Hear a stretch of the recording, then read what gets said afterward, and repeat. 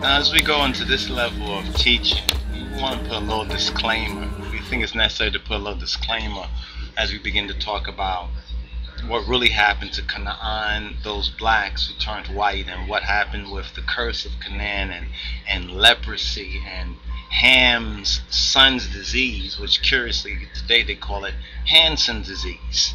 You understand what really happened to so-called white people and the recessive genetic recessive disorder that produced so-called white from black. This is not for us to, as so-called black people, as Ethiopian and Hebrews, to glory over this, to lord this over someone because we have melanin and we're melanated. This is a divine responsibility that we have as black people, especially black people who are in the true Christ and his kingly character consciousness, the true Christ consciousness, the true messianic consciousness, especially this day and age that we're in.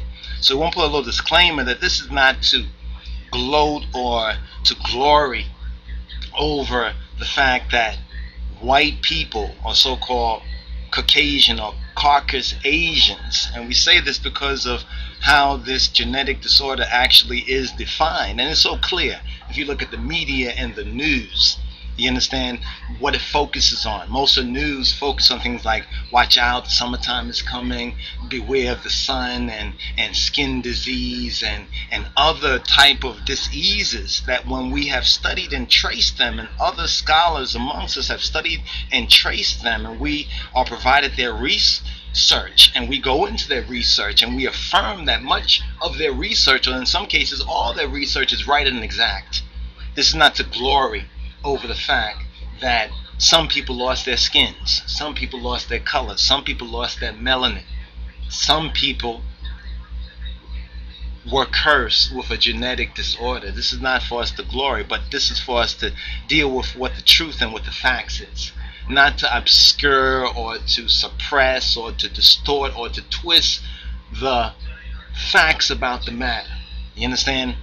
Because this is where a lot of folks, you know, get a little bit sensitive, because we're talking about, oh, look how leprosy happens, so forth and so on, and white people produced by red, so forth and so on, because no one that profits by this false sense of glory that people may have, because no one, when they're born, chooses, at least we don't know of it yet, that they choose consciously, most people, what sort of skin that they're born into, or what sort of race that they're born into. Contrary to popular misconceptions and notions, no man chooses their parents. So otherwise, if they do, then just prove that that's so, and let us verify that that's so. So people don't choose what sort of body or flesh they're born into necessarily. So for us to glory because we have melanin and we are melanated, all we're seeking here is justice and divine justice.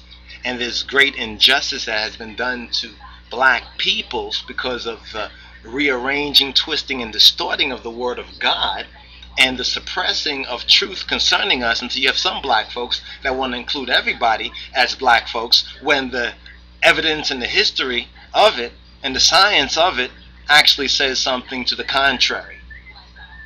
So the ancient Canaanites were, key operative word, they were black people.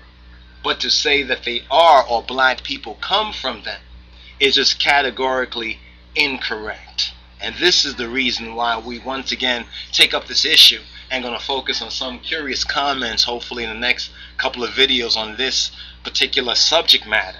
The next couple of blogs that we do and teaching that we do, we're going to focus on, and we already prepared that for, namely, Aksumite Empire, another individual who really says some real off-the-wall stuff, saying that there's archaeological evidence of the Canaanites being black, but there's no archaeological evidence for Noah or for Ham or for Cham, and that's just totally out of the way. So just putting that disclaimer on the front of what we have to say. We'll get into the main part of the message.